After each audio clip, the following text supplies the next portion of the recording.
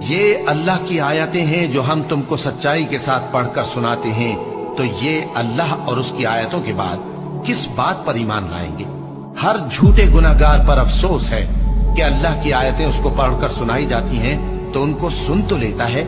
مگر پھر غرور سے ضد کرتا ہے کہ گویا ان کو سنا ہی نہیں۔ سو ایسے شخص کو دکھ دینے والے عذاب کی خوشخبری سنا دو، اور جب ہماری کچھ آیتیں اسے معلوم ہوتی ہیں تو ان کی ہنسی اڑاتا ہے۔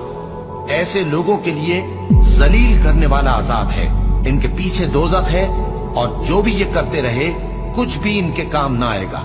اور نہ وہی کام آئیں گے جن کو انہوں نے اللہ کے سوا معبود بنا رکھا تھا،